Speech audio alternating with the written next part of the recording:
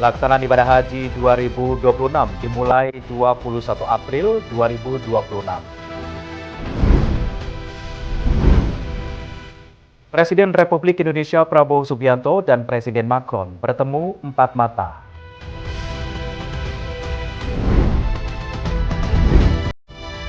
Iran melawan blokade militer Angkatan Laut Amerika Serikat di Hormuz.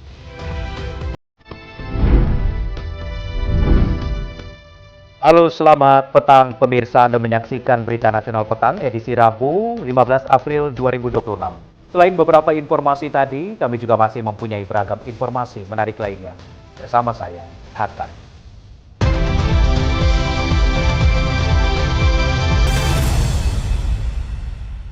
Informasi pertama, pemirsa, skandal dugaan pelecehan seksual di Fakultas Hukum Universitas Indonesia membetot perhatian publik beberapa hari terakhir. Grup chat para terduga pelaku diketahui sudah ada sejak tahun 2024. Kasus ini melibatkan 16 mahasiswa Fakultas Hukum Universitas Indonesia dengan total 27 korban terdiri dari 20 mahasiswi dan 7 dosen. Awal mula terbongkar kasus ini bermula dari bocor percakapan grup terduga para pelaku. Kasus dugaan pelecehan seksual di Fakultas Hukum Universitas Indonesia atau FHUI menjadi sorotan publik usai sebuah tangkapan layar percakapan grup mahasiswa FHUI tersebar di akun anonim X @sampahfhui pada Minggu 12 April 2026. Awal mula kasus ini terbongkar lantaran salah seorang anggota grup juga terlibat membocorkan isi percakapan kepada korban. Kasus ini membuat Dekan FHUI dan pihak kampus UI angkat suara dan berjanji akan menginvestigasi. Bahkan tak menutup kemungkinan membawa ke jalur hukum jika ditemukan unsur pidana. Informasi mengenai grup chat ini pertama kali diungkap pada 2025. Saat itu isi percakapan belum dibuka secara menyeluruh. Namun sejak saat itu para korban mulai menyadari mereka menjadi sasaran. Para korban memilih menahan diri dan berharap tindakan tidak berlanjut. Namun, kenyataannya dugaan pelecehan terus terjadi hingga akhirnya diputuskan dilaporkan. Korban mengumpulkan bukti hingga akhirnya isi percakapan grup terungkap lebih lengkap. Hasil penelusuran, grup diketahui aktif di WhatsApp dan lain sejak 2024. Total 27 korban terdiri dari 20 mahasiswa dan 7 dosen. Diduga masih ada korban lain belum terdata karena tidak semua menyadari dirinya menjadi bahan pembicaraan dalam grup tersebut. Dalam unggahan Instagram FHUI menyampaikan fakultas menerima laporan kasus ini pada Minggu 12 April 2026. Seluruh pelaku merupakan mahasiswa angkatan 2023. Terungkap kejadian ini melibatkan 16 mahasiswa. Para mahasiswa pelaku dugaan pelecehan seksual secara verbal di grup chat mahasiswa Fakultas Hukum Universitas Indonesia meminta maaf secara langsung di hadapan para korban. Permintaan maaf disampaikan di sebuah forum yang digelar di Auditorium UI Depok, Jawa Barat pada Senin malam 13 April 2026. FHUI mengecam keras segala bentuk perilaku yang merendahkan martabat manusia serta bertentangan dengan nilai hukum dan etika akademik. FHUI menelusuri dan verifikasi secara serius, cermat, dan menyeluruh. Proses ini dilakukan dengan menjunjung tinggi prinsip kehati-hatian dan keadilan. Apabila ditemukan pelanggaran termasuk berpotensi melanggar hukum pidana, fakultas akan mengambil langkah tegas sesuai ketentuan berlaku serta berkoordinasi dengan pihak berwenang. Tim Berita Nasional TV. Ya, pemirsa, dugaan pelecehan seksual yang dilakukan belasan mahasiswa Fakultas Hukum Universitas Indonesia memicu kecaman publik termasuk para selebritis tanah air. Mereka mengecam percakapan grup chat yang berisi konten melecehkan terhadap perempuan. Pesohor tanah air ini menyoroti penting menghentikan normalisasi candaan seks dan mendorong korban berani melapor.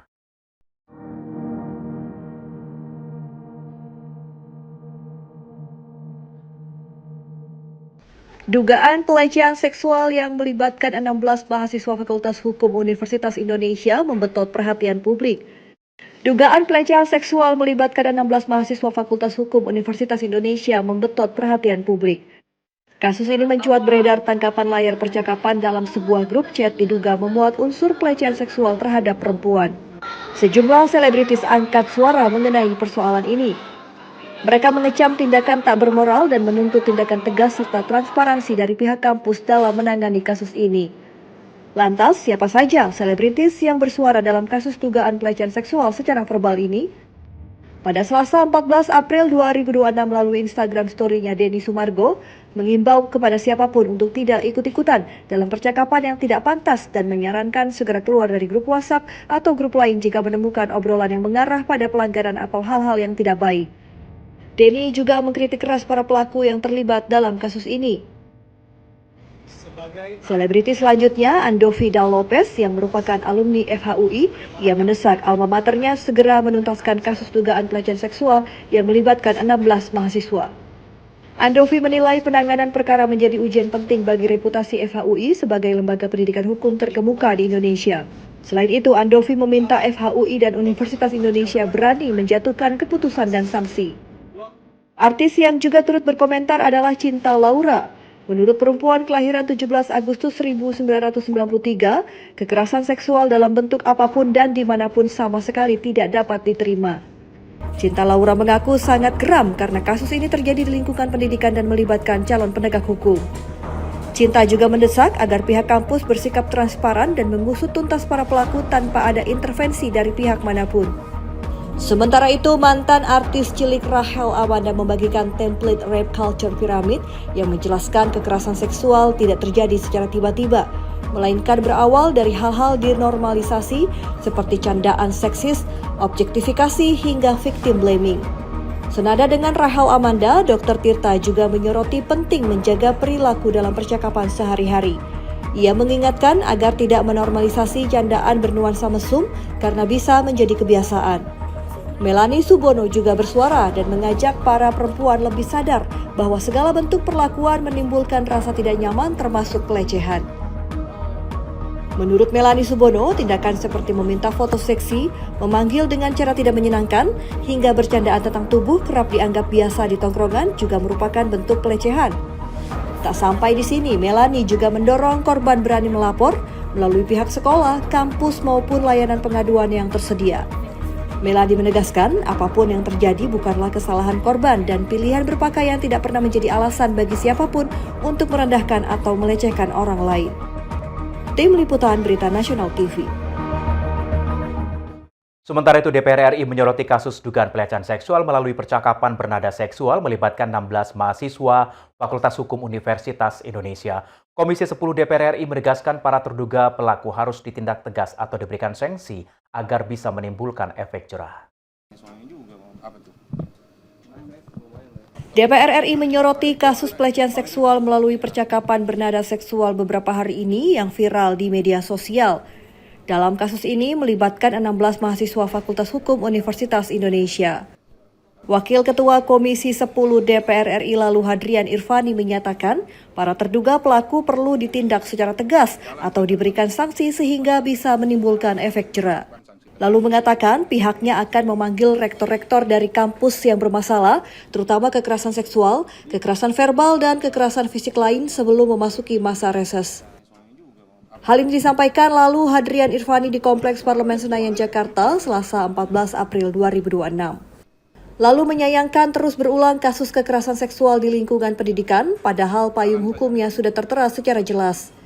Selain itu, kejadian ini terjadi dalam lingkungan kampus yang merupakan salah satu kampus kebanggaan Indonesia. Ya, pertama tentu kami di Komisi 10 sangat menyayangkan sekali kejadian ini terus berulang. Jadi sejatinya payung hukumnya itu sudah jelas. Pemerintah menyiapkan payung hukum melalui Permendikbudristek nomor 55 tahun 2024 tentang pencegahan tindakan kekerasan yang ada di lingkungan pendidikan terutama di kampus. Nah, persoalan ini terus berulang-ulang menunjukkan bahwa kita semua insan pendidikan, saya tidak mau menyalahkan siapapun, kita semua pemangku kebijakan di bidang pendidikan ini belum betul-betul sungguh-sungguh menerapkan kebijakan itu, menerapkan aturan itu. Sehingga ini terus berulang-ulang. Kemudian yang kedua, tidak ada tindakan yang tegas terhadap kejadian apalagi kekerasan seksual. Ini di mana-mana terus berulang, apalagi ini terjadi di kampus yang hari ini merupakan kebanggaan Indonesia, salah satu kampus kebanggaan Indonesia. Lalu Hadrian Irvani berharap setiap kampus bisa lebih transparan dalam membongkar kasus kekerasan seksual kepada publik agar ke depan bisa tercipta keamanan, kenyamanan, dan kondusivitas di kampus. Dari Jakarta, Lydia Junita, Anggada Agung, Berita Nasional TV. Sementara itu DPR RI menilai kemitraan kerjasama pertahanan utama atau MDCP disepakati antara Indonesia dan Amerika Serikat merupakan langkah memperkuat pertahanan negara. Kerjasama ini selaras dengan upaya memastikan TNI selalu menyesuaikan perkembangan geopolitik serta meningkatkan kualitas dan pemahaman terkait teknologi pertahanan terkini dalam rangka menjaga kedaulatan tanah air. Itu kan salah satu channeling dan itu Kerjasama pertahanan Indonesia dengan negara mitra termasuk Amerika Serikat dinilai sebagai langkah strategis memperkuat posisi Indonesia di tengah dinamika geopolitik global dan pertahanan nasional, sekaligus memantapkan diplomasi militer dengan tetap menjaga kepentingan dan kedaulatan nasional. Wakil Ketua Komisi 1 DPR RI Dev Laksono mengatakan kemitraan kerjasama pertahanan utama atau Military Defense Cooperation Program atau MDCP disepakati antara Indonesia dan Amerika Serikat merupakan langkah memperkuat pertahanan negara. Hal ini disampaikan Dev di Kompleks Parlemen Senayan, Jakarta, Selasa 14 April 2026. Dev menyebut kerjasama pertahanan ini juga selaras dengan upaya memastikan TNI selalu menyesuaikan perkembangan geopolitik serta meningkatkan kualitas dan pemahaman mengenai teknologi pertahanan terkini dalam rangka menjaga kedaulatan Indonesia. ya tentunya ini sudah ada sebuah langkah untuk memperkuat pertahanan kita sembari memantapkan diplomasi militer kita, memastikan bahwa TNI yang selalu menyesuaikan dengan perkembangan geopolitik dan juga meningkatkan kualitas dan juga pemahaman tentang teknologi terkini yang berkaitan dengan pertahanan dan dalam upaya-upaya untuk menjaga kedaulatan Indonesia. Sebelumnya, Indonesia dan Amerika Serikat sepakat meningkatkan kerjasama pertahanan ke tahap NDCP sebagai kerangka penguatan kerjasama pertahanan demi mencapai perdamaian dan stabilitas di kawasan Indo-Pasifik. MDCP memiliki 3 pilar utama yang dilaksanakan berdasarkan prinsip saling menghormati dan kedaulatan nasional, yakni modernisasi militer dan pembangunan kapasitas, pelatihan dan pendidikan militer profesional, serta latihan dan kerjasama operasional. Dari Jakarta, Lydia Junita, Anggada Agung, Berita Nasional TV. Pelaksanaan ibadah haji 2026 dimulai 21 April 2026. Informasi yang akan kami hadirkan, tetaplah bersama kami.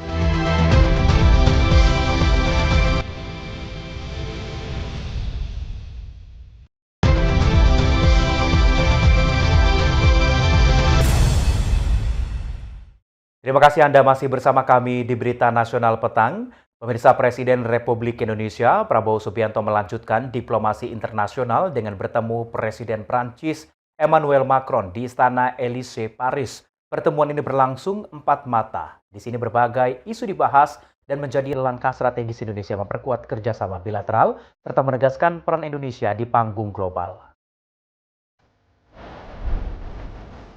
Presiden Republik Indonesia Prabowo Subianto melanjutkan rangkaian diplomasi strategis dengan melanjutkan pertemuan bersama Presiden Republik Prancis Emmanuel Macron.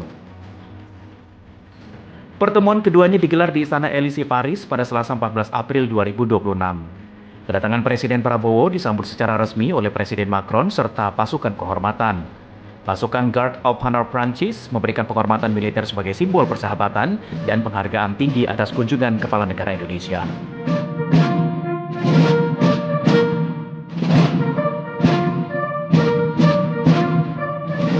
Dalam suasana hangat dan penuh keakraban, kedua pemimpin tampak berjabat tangan dan berbincang singkat sebelum melanjutkan agenda utama. Presiden Prabowo dan Presiden Macron kemudian melaksanakan pertemuan 4 mata untuk membahas penguatan kerjasama bilateral di berbagai sektor prioritas serta bertukar pandangan mengenai dinamika global. Agenda kunjungan dilanjutkan dengan jamuan makan siang resmi sebagai bagian dari diplomasi tingkat tinggi. Kunjungan ini menjadi bagian penting dari rangkaian diplomasi Presiden Prabowo setelah sebelumnya melakukan pertemuan dengan Presiden Federasi Rusia Vladimir Putin, sekaligus menegaskan peran Indonesia sebagai mitra strategis dalam mendorong kerjasama internasional, stabilitas global, dan perdamaian dunia. Tim Liputan, Berita Nasional TV.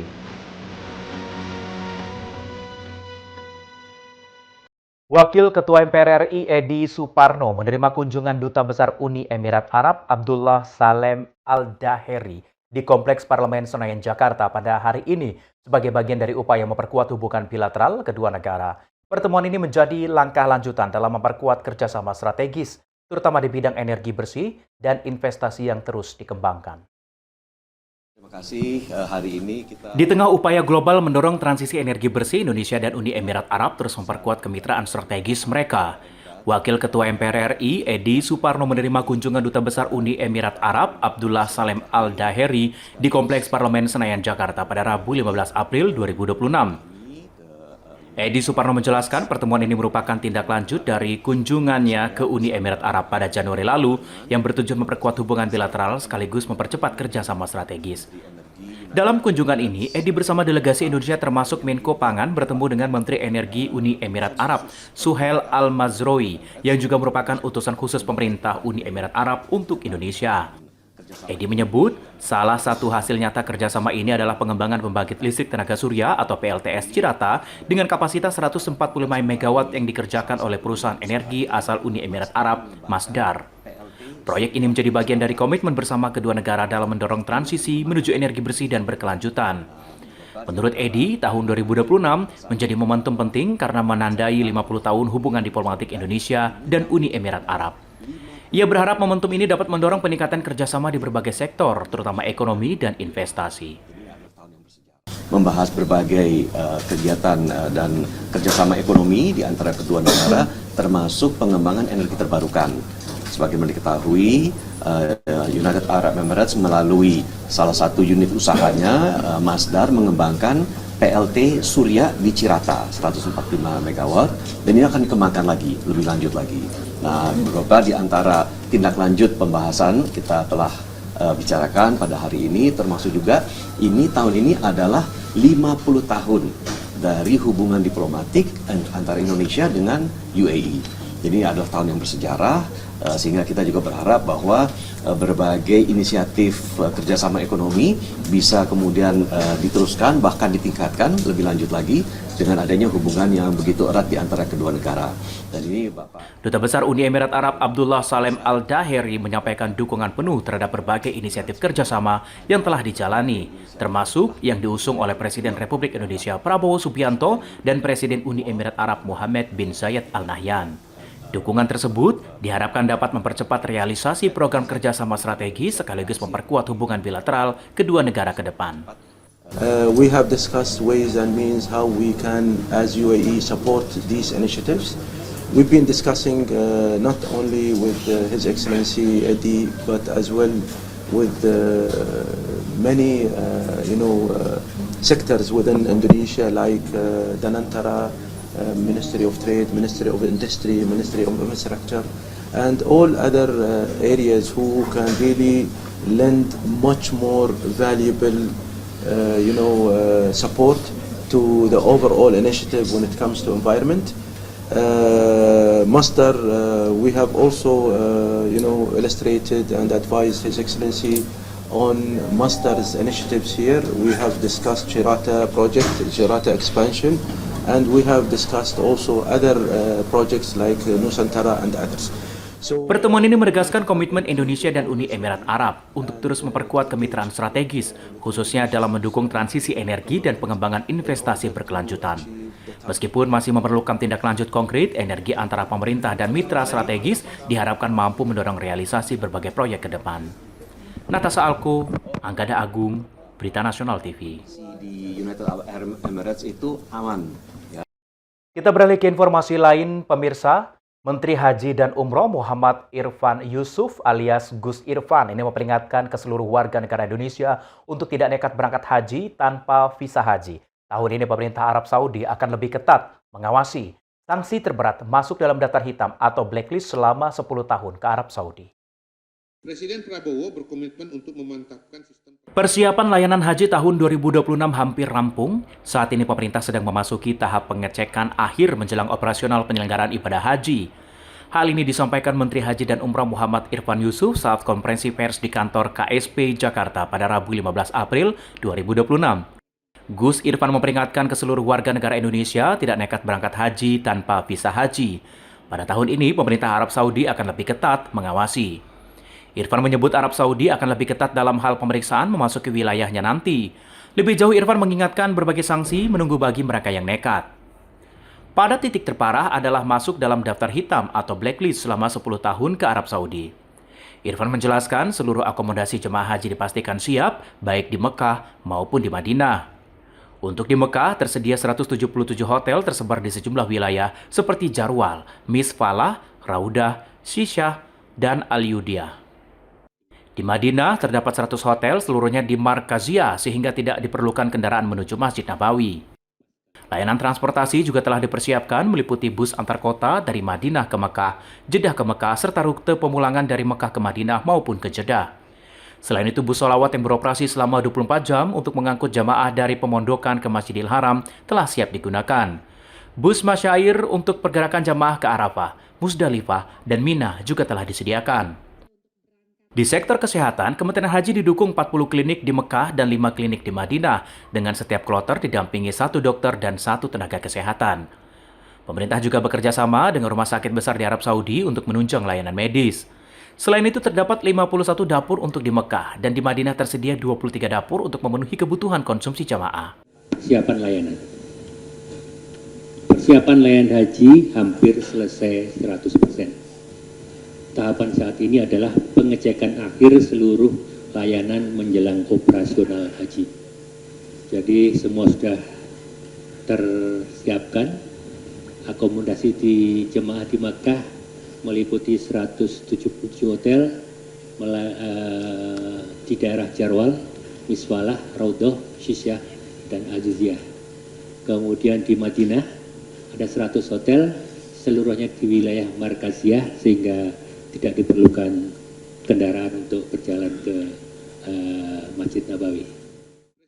Sementara itu, kartu nusuk disebut telah tiba di Indonesia dan diharapkan dapat didistribusikan serta diaktifasi sejak diembarkasi.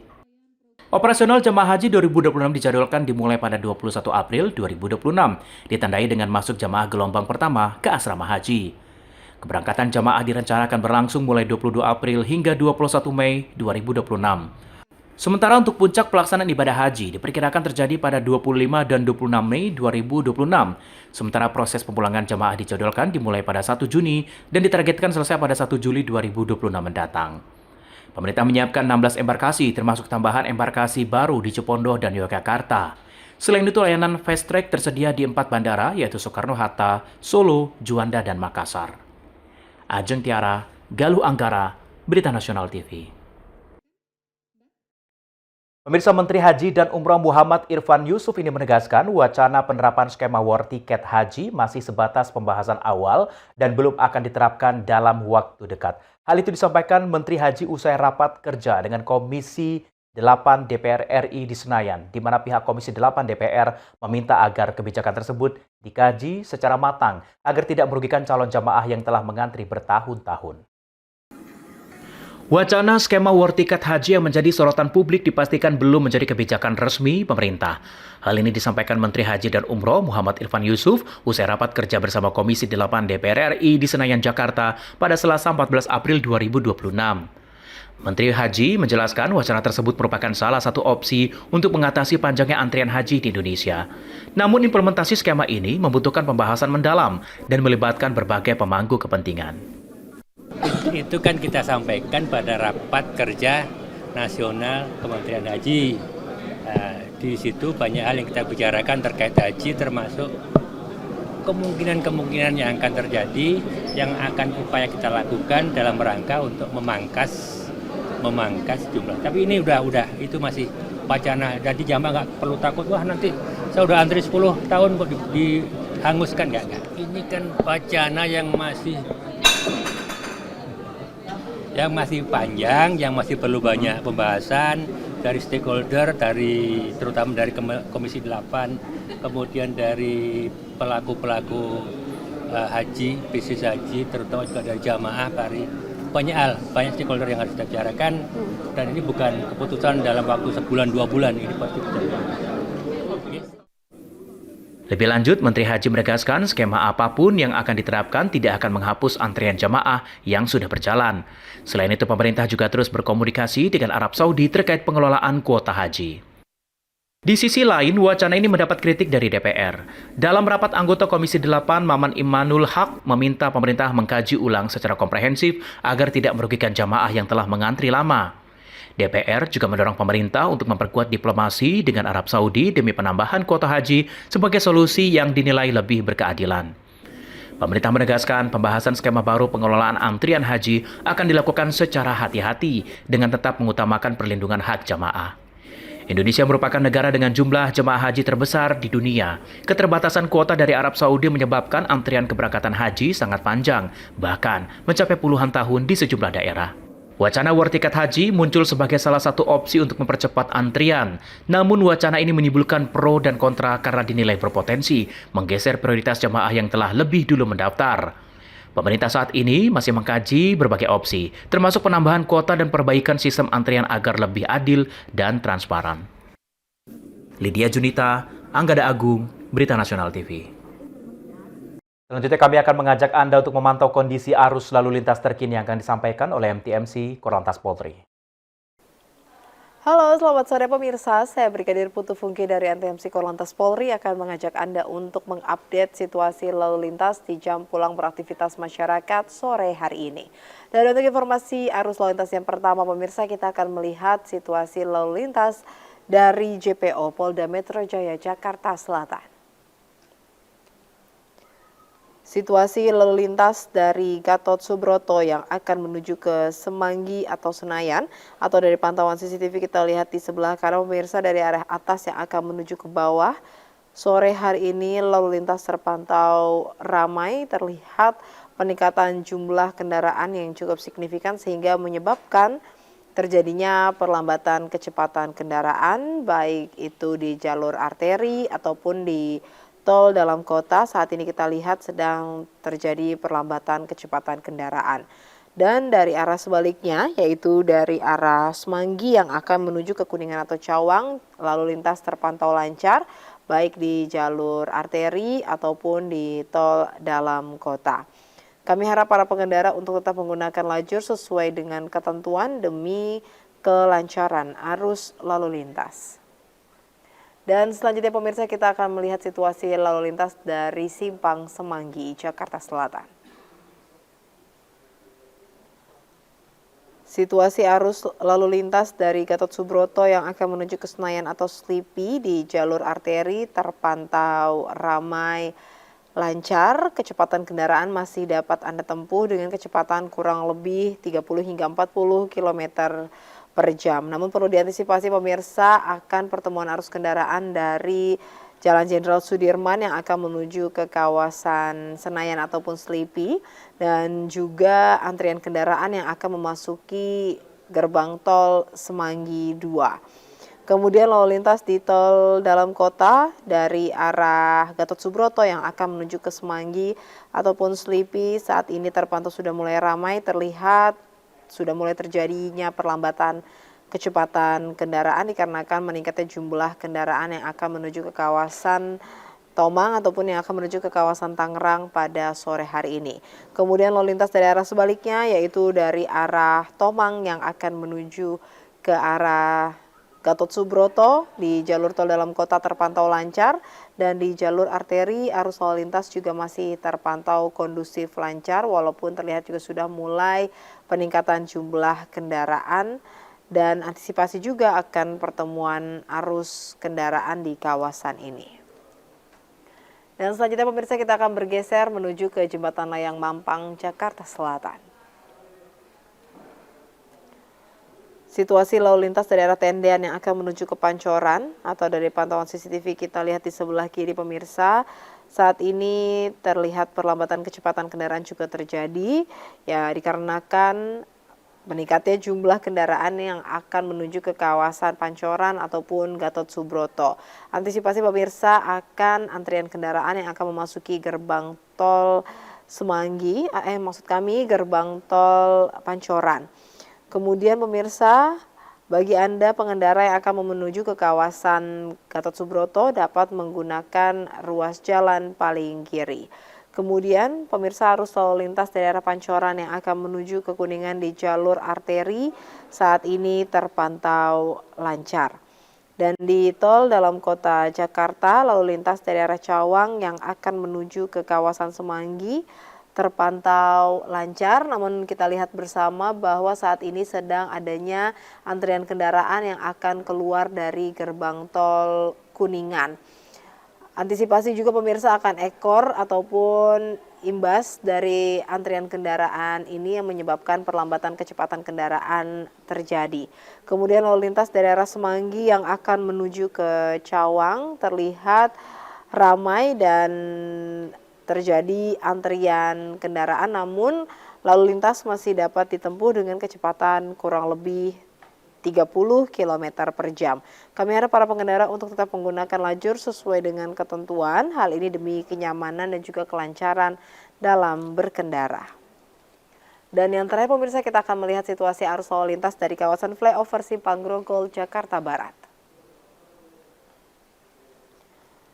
Kondisi arus lalu lintas saat ini dari Jalan Raya Daan Mogot yang akan menuju ke Jalan Letjen S. Parman terpantau lancar. Atau dari pantauan CCTV kita lihat dari arah atas yang akan menuju ke bawah, kanan atas yang akan menuju ke bawah, saat ini lalu lintas terpantau lancar baik di jalur arteri ataupun di tol dalam kota dari arah Pluit yang akan menuju ke Tomang.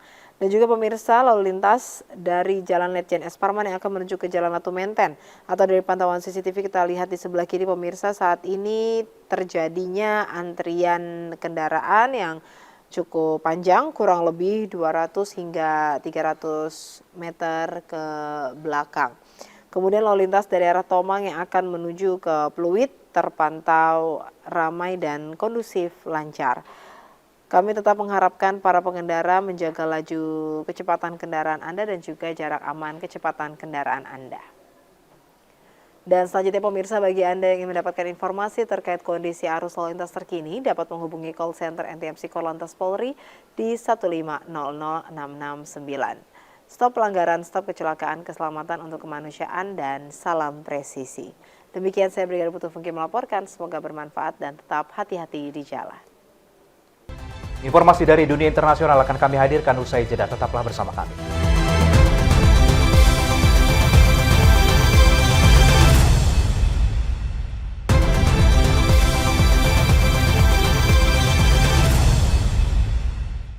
Anda kembali bersama kami di Berita Nasional Petang. Pemirsa, Iran melawan blokade Amerika Serikat di Selat Hormuz. Caranya memanfaatkan perbatasan darat dan juga laut. Amerika Serikat memblokade untuk memberikan tekanan ekonomi pada Iran dengan memutus salah satu sumber pendapatan yang tersisa.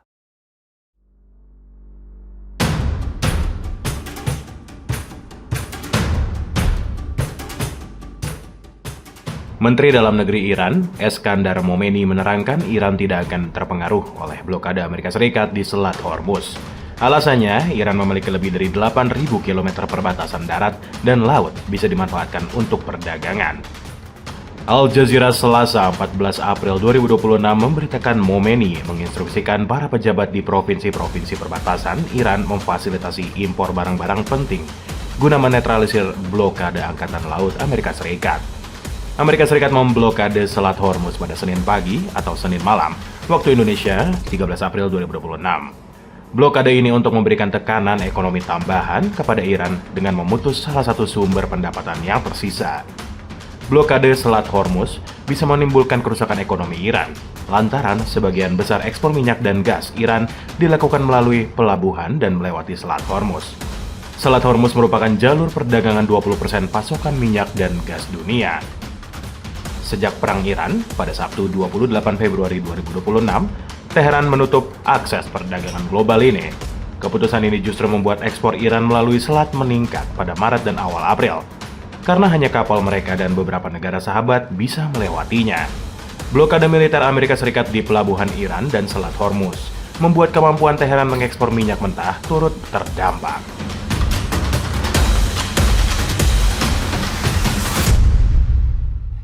Ya, sementara itu Iran mengejek blokade yang dilakukan Amerika Serikat di Selat Hormuz. Blokade diibaratkan media sosial yang diblokir. Di sisi lain, meski blokade diberlakukan, namun 3 kapal bisa keluar masuk Selat Hormuz.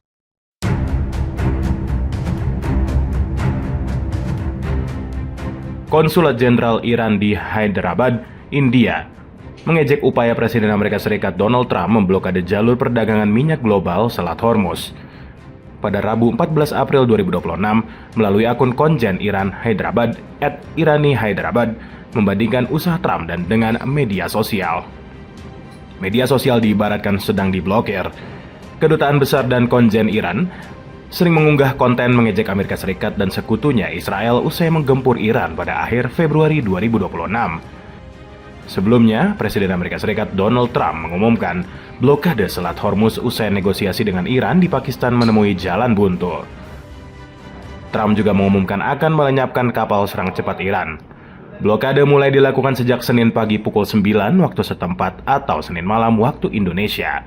Amerika Serikat mengklaim blokade Hormuz, namun 3 kapal tanker terkait Iran dilaporkan masih keluar masuk kawasan Teluk Persia melalui Selat Hormuz pada Selasa 14 April 2026. Berdasarkan data pelayaran LSEG, sebuah kapal tanker ketiga terkait Iran dilaporkan memasuki kawasan Teluk melalui Selat Hormuz pada Selasa 14 April siang waktu setempat. Kapal berbendera Panama, Peace Gulf, diketahui menuju pelabuhan Hamriyah di Uni Emirat Arab.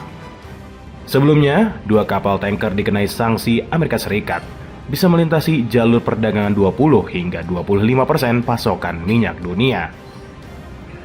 Ketiga kapal berlalu lalang di Selat Hormuz tidak berdampak blokade Amerika Serikat.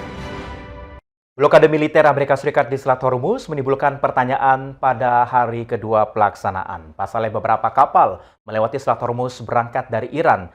Amerika Serikat memblokade Selat Hormuz sebagai upaya memutus pendapatan minyak Iran. Blokade militer Amerika Serikat di Selat Hormuz menimbulkan pertanyaan di hari kedua pelaksanaan pada Selasa 14 April 2026. Blokade ini dilakukan pada Senin 13 April 2026, menyasar seluruh lalu lintas maritim dari dan menuju pelabuhan serta wilayah pesisir Iran. Data pelacak menunjukkan sejumlah kapal, termasuk berangkat dari Iran, masih bebas melintasi jalur air strategis ini. Blokade ditempuh, langkah ini diambil Amerika Serikat sebagai upaya memutus pendapatan minyak Iran setelah negosiasi penghentian perang menemui jalan buntu. The New York Times Selasa 14 April 2026 memberitakan, perusahaan analisis perdagangan Kepler menyebutkan beberapa kapal melewati Selat Hormuz pada Senin berangkat dari Iran membawa produk Iran atau berada di bawah sanksi pemerintah Amerika Serikat. Belum diketahui secara pasti apakah kapal-kapal yang berangkat dari pelabuhan Iran termasuk dalam masa tenggang atau sudah memperoleh izin untuk lewat atau telah berhasil melewati blokade. Menurut data Kepler, kapal berangkat dari kota pelabuhan Bandar Imam Khomeini di Iran dan tidak membawa kargo apapun. Data pelacakan kapal dari Bloomberg dan Vessel Finder menunjukkan pergerakan beberapa kapal lain di dalam dan sekitar selat selama 2 hari terakhir. Jangan beranjak pemirsa, kami akan kembali usai jeda. Tetaplah bersama kami.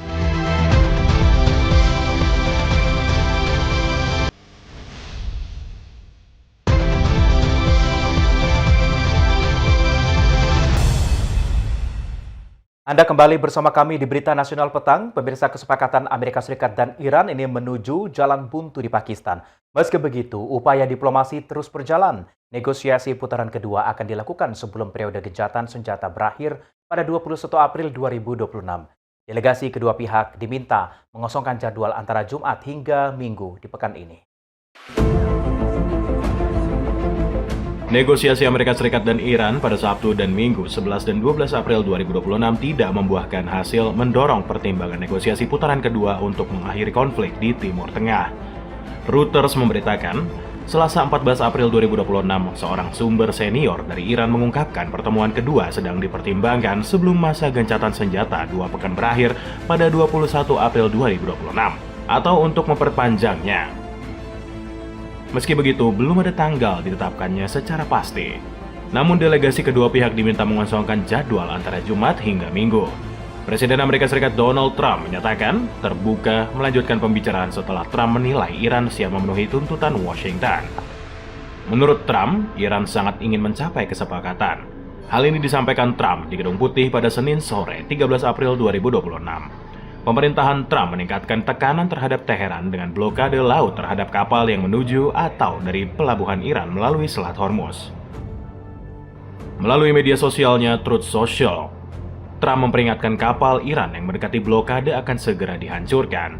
Di sisi lain, Korps Garda Revolusi Islam Iran atau IRGC menyatakan kehadiran kapal militer Amerika Serikat di Selat Hormuz akan dianggap sebagai pelanggaran gencatan senjata. Upaya diplomasi terus berjalan. Pakistan menawarkan diri menjadi tuan rumah pertemuan kedua di Islamabad, sementara Turki sebagai mediator. Ya, di lain sisi, Cina meradang usai Presiden Donald Trump perintahkan Amerika Serikat memblokade Selat Hormuz. Juru bicara Kementerian Luar Negeri China, Guo Jiakun ini mengatakan tindakan Amerika Serikat berbahaya dan memperburuk ketegangan serta melemahkan gencatan senjata. Cina meradang usai Presiden Donald Trump perintahkan Amerika Serikat memblokade jalur perdagangan minyak global Selat Hormuz dan menenggelamkan atau mengusir kapal tertahan di jalur perairan strategis distribusi 20% minyak dan gas dunia. AFP Rabu 14 April 2026 memberitakan juru bicara Kementerian Luar Negeri Cina, Guo Jiakun mengatakan tindakan Amerika Serikat berbahaya. Menurut Guo, Amerika Serikat meningkatkan pengerahan militer dan memblokade yang ditargetkan hanya akan memperburuk ketegangan dan melemahkan perjanjian gencatan senjata yang rapuh dan semakin membahayakan keamanan jalur pelayaran melalui Selat Hormuz. Blokade Selat Hormuz dinilai sebagai tindakan berbahaya dan tak bertanggung jawab. Sebelumnya, Guo mengatakan menjaga keamanan dan stabilitas kawasan serta memastikan kelancaran lalu lintas merupakan kepentingan bersama komunitas internasional. Amerika Serikat mengumumkan blokade Selat Hormuz usai negosiasi dengan Iran di Pakistan tak menemui kata sepakat. Saat negosiasi, Washington ingin Teheran menghentikan program nuklir dan menyerahkan material uranium yang diperkaya. Iran mempertahankan hak pengayaan uranium dan menegaskan kendali atas Selat Hormuz. Negosiasi Amerika Serikat dan Iran setelah perang selama 5 pekan. Amerika Serikat dan Israel berkolaborasi menggempur Iran, menyebabkan ribuan orang tewas pada Sabtu 28 Februari 2026. Iran membalas serangan, salah satunya membatasi akses lalu lintas kapal di Selat Hormuz, terutama negara berafiliasi atau mendukung Amerika Serikat dan Israel. Sementara itu, Arab Saudi mendesak Amerika Serikat menghentikan blokade di Selat Hormuz dan melakukan negosiasi. Menurut Arab, penutupan ini bisa memicu Iran memainkan kartu as keduanya, menutup Selat Bab el-Mandeb di Laut Merah. Jika hal ini terjadi, jalur alternatif ekspor minyak kerajaan Arab Saudi akan terganggu. Arab Saudi mendesak Amerika Serikat menghentikan blokade di Selat Hormuz dan kembali ke meja perundingan saat ketegangan dengan Iran dan Amerika Serikat semakin meningkat. Pejabat Arab memperingatkan keputusan Amerika Serikat berpotensi memicu balasan Iran, memungkinkan menutup jalur strategis lain di Laut Merah. Balasan ini dinilai bisa menjadi kartu as kedua setelah Selat Hormuz. Juru bicara Gedung Putih Anna Kelly mengatakan Presiden Amerika Serikat Donald Trump ingin Selat Hormuz sepenuhnya terbuka untuk memfasilitasi arus bebas energi. Selain blokade, Trump mengancam akan menenggelamkan kapal yang menghalangi operasi. The Wall Street Journal pada Senin 13 April 2026 memberitakan Arab Saudi khawatir kebijakan Trump memblokade Selat Hormuz mendorong Iran menutup Selat Bab el-Mandeb di Laut Merah. Jika terjadi, maka jalur alternatif ekspor minyak kerajaan Arab Saudi akan terganggu. Selat Bab el-Mandeb merupakan jalur penting menghubungkan Laut Merah dengan Samudra Hindia dan penghubung utama perdagangan antara Asia dan Eropa melalui terusan Suez. Media Iran Tasnim menyebut blokade bisa mendorong Iran menutup pintu masuk Laut Merah. Kelompok Houthi menguasai garis pantai panjang di dekat Bab el-Mandeb dan terbukti mampu mengganggu pelayaran dengan serangan rudal, drone, dan senjata ringan. Kami akan kembali usai jeda, tetaplah bersama kami.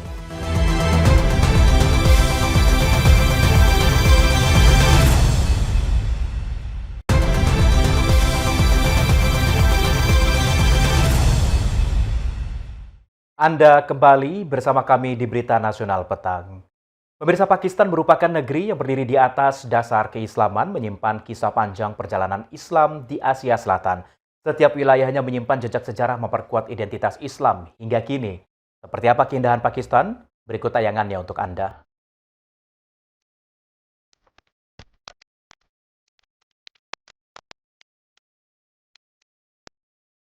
Selamat datang di Pakistan. Terletak di jantung Asia Selatan, Pakistan menjadi satu-satunya negara modern berdiri atas dasar agama Islam. Negeri ini lahir pada tahun 1947, dipimpin Muhammad Ali Jinnah sebagai tanah air bagi umat muslim di anak benua India. Namun, akar Islam di tanah ini sudah tumbuh jauh lebih lama, bahkan sejak abad ke-8 Masehi.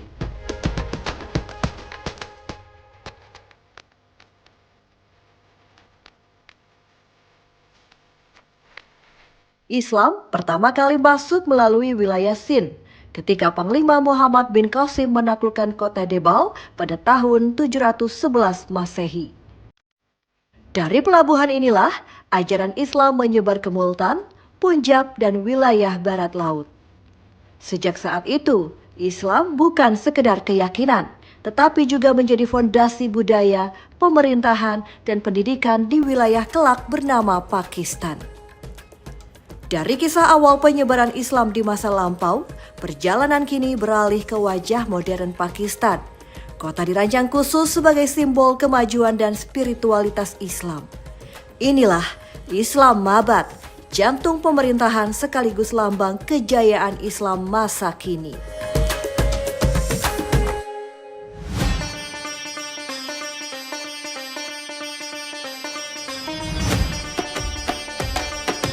Islam Mabad dibangun pada tahun 1960-an menggantikan Karachi sebagai ibu kota. Dirancang hijau dan tertata, kota ini menjadi cermin modernitas Islam berpadu dengan ketenangan spiritual.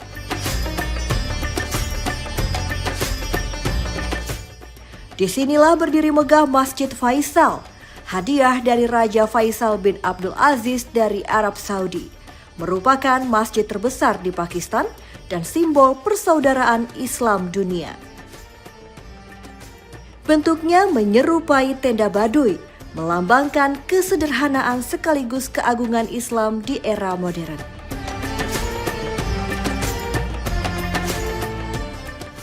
Jika Islamabad mencerminkan Islam modern tertata, maka di barat laut kita akan menemukan wajah Islam lebih tua, yaitu kota menjadi saksi pertama Islam masuk ke daratan Asia Selatan.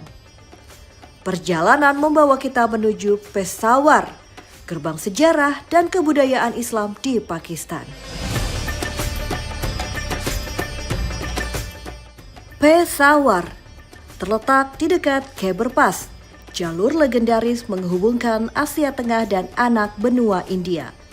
Peshawar adalah kota tua pernah menjadi pusat penyebaran Islam. Para pedagang, ulama, dan penakluk Islam melintasi jalur ini membawa dakwah dan ilmu pengetahuan. Hingga kini, suasana Islam terasa di setiap sudut kota, dari masjid kuno, aroma rempah, hingga pasar kisah Kwani Bazar, tempat kisah dan syair Islam terus hidup dari generasi ke generasi. Dari kota bersejarah di barat laut, langkah kita berlanjut ke selatan menuju Karachi, kota pelabuhan terbesar sekaligus saksi lahir Republik Islam Pakistan. Disinilah perjuangan umat muslim mencapai puncaknya pada tahun 1947.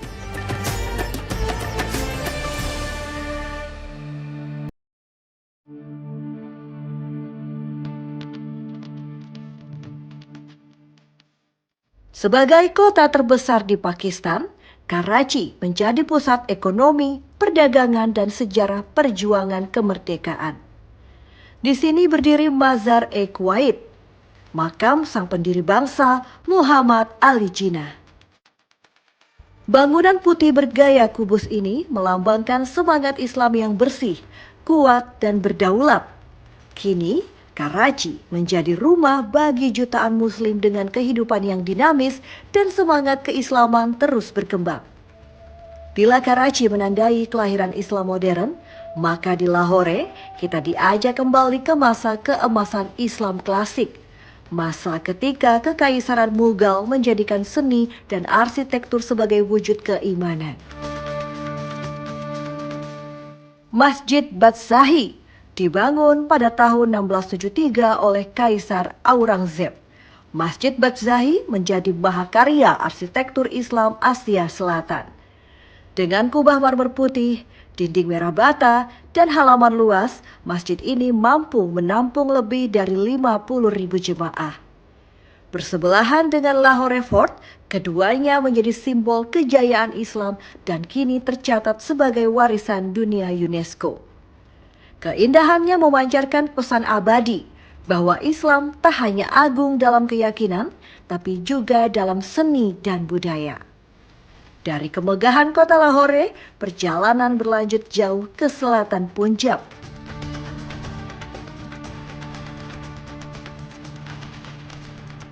Di tengah hamparan pasir Kholistan, berdiri kokoh, benteng raksasa menjadi saksi kekuasaan Islam masa lampau, Derawar Fort. Derawar Fort dibangun sejak abad ke-9, kemudian diperkuat penguasa muslim Bahawalpur pada abad ke-18. Benteng dengan 40 menara raksasa ini berdiri setinggi 30 meter, menjadi simbol kekuatan dan keuletan kerajaan Islam di tengah gurun tandus. Kini, tempat ini menjadi ikon wisata sejarah, mengingatkan Islam tidak hanya hidup di kota, tetapi juga di tengah sunyi padang pasir.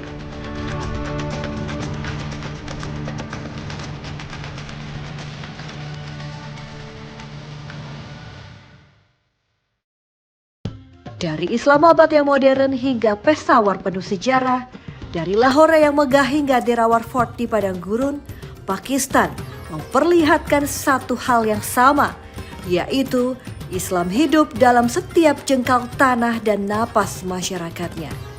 Negeri ini menjadi saksi perjalanan panjang Islam terus berkembang dari masa lalu, kini, hingga masa depan.